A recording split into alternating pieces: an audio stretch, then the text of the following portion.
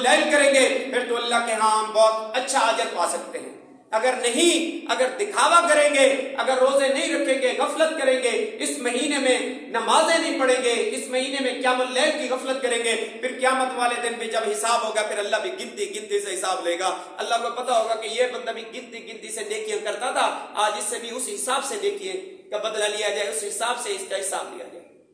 پھر وہی ہوگا۔ ہمیں کیا کوشش کرنی چاہیے؟ ہمیں بھی یہی کوشش کرنی چاہیے کہ ہم بلا حساب، بلا ہر وقت نکال کے رمضان المبارک میں خصوصاً نمازوں کے لیے، قیام اللیل کے لیے اچھے سے اچھا وقت، زیادہ سے زیادہ وقت نکال کے اللہ کی عبادت کریں، تاکہ کل قیامت والے دن اللہ ہماری اسی چیز کو دیکھ کے ہمیں بخش دے کہ یار یہ بندہ رمضان المبارک میں زیادہ جد و جہد کرتا ہوں، زیادہ محنت کرتا تھا میری عبادت کے لیے، کس وجہ سے؟ کہ تاکہ میں اللہ کے ہاں سرخرو ہو سکوں۔ دوسرا،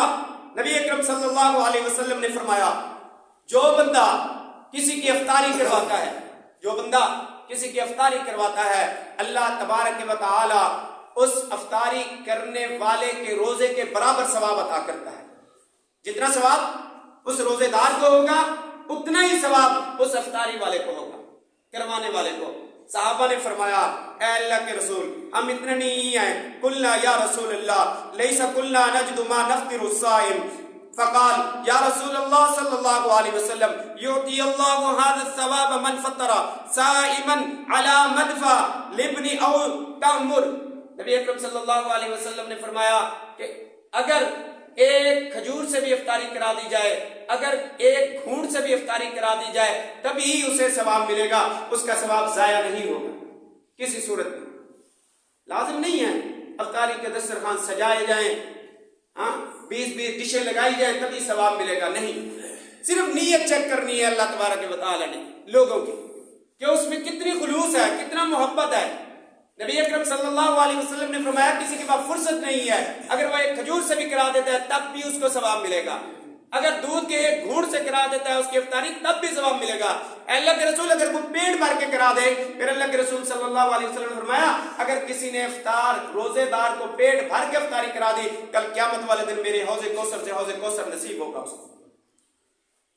کتنی بڑی سعادت ہے، کتنا بڑا مقام ہے، لیکن یہاں بندے غفلت بہت کر جاتے ہیں، پتہ نہیں واللہ عالم انہیں رزق کی کمی نظر آ جاتی ہے، پتہ نہیں کیا، پتہ نہیں اللہ سے یقین ہی اٹھ جاتا ہے بندوں کا، جبکہ ہونا تو مسلمانوں میں یہ چاہیے کہ ایک دوسرے کو بھاگ بھاگ کے پکڑ کے افطاری کرائیں کہ اللہ کے بندے میرے پاس افطاری کریں، یہی ہونا چاہیے۔ یہاں پہ تو یہ ہوتا ہے کہ یار آج پتہ کرنا کہاں افطاری ہوگی، ایسے ہی ہے، پتہ کرنا یار کہاں افطاری ہوگی، جبکہ یہ ہونا چاہیے مسلمان کا حق یہ ہے، مالدار کا حق یہ ہے کہ لوگوں کو پکڑ کے افطاری کرائے تاکہ یا اللہ کے ہاں میرا اجر و ثواب مقام بڑھ سکے۔ فضیلت رمضان، نبی اکرم صلی اللہ علیہ وسلم نے انتہائی مقدس مہینہ اور قرآن مجید نے ان الفاظ میں اسے بیان کیا، شہر رمضان الذی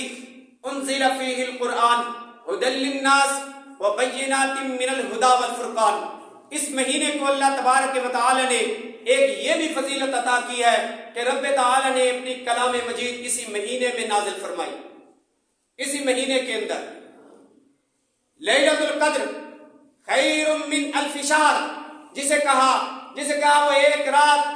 1000 مہینے سے بہتر ہے، وہ رات، اسی رات کے اندر اللہ تبارک و تعالی نے اس کلام مجید کو کلام مجید کو اتارا۔ سب سے بڑی فضیلت رمضان المبارک کی یہ ہے، اور جتنی بھی کتابیں، جتنی بھی صحیفہ ابراہیم اترا، زبور اتری، انجیل اتری، جتنی بھی آسمانی کتابیں اتری، آپ جتنے